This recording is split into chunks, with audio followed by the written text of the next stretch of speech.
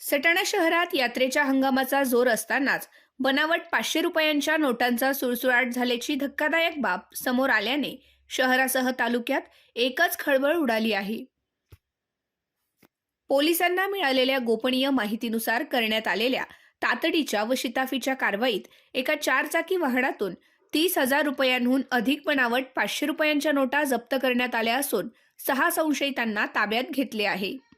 एका अज्ञात 4 चाकी वाहनातून बनावट नोटा शहरात आणल्या जात असल्याची माहिती पोलिसांना खबऱ्यांकडून मिळताच यात्रास्थळी बंदोबस्तावर असलेल्या पोलिसांची तात्काळ हालचाल सुरू झाली। मोठ्या शिताफीने वाहन अडवून तपासणी केली असता मोठ्या प्रमाणात बनावट नोटांचा साठा आढळून आला। ही कारवाई पाहता पोलिसांच्या सतर्कतेचे व कार्यक्षमतेचे सर्वत्र कौतुक होत आहे।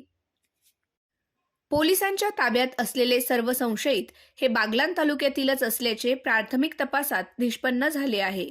या प्रकरणामागे मोठे रॅकेट कार्यरत असल्याची शक्यता वर्तवली जात असून आरोपींकडून चौकशी करून मुळापर्यंत पोहोचण्याचा पोलिसांचा निर्धार आहे।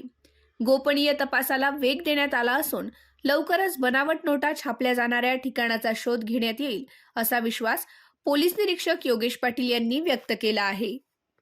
या घटनेनंतर यात्रेतील व्यापारी, दुकानदार व नागरिकांमध्ये भीतीचे वातावरण निर्माण झाले असून अनेक जण 500 रुपयांच्या नोटा स्वीकारण्यास धजावत नसल्याचे चित्र आहे। दरम्यान पोलिसांनी नागरिक व यात्रेकरूंना 500 रुपयांच्या नोटा देताना व घेताना विशेष सावधगिरी बाळगण्याचे आवाहन केले आहे। कोणतीही संशयास्पद नोट आढळल्यास तात्काळ पोलिसांना कळवावे असे स्पष्ट करण्यात आले आहे।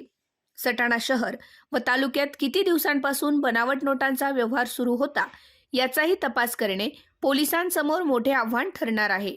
नुकत्याच झालेल्या नगर परिषदेच्या निवडणुकीत मोठ्या प्रमाणावर 500 रुपयांच्या नोटांचा वापर झाल्याने त्या व्यवहारांवरही संशयाची सुई फिरण्याची शक्यता व्यक्त केली जात आहे।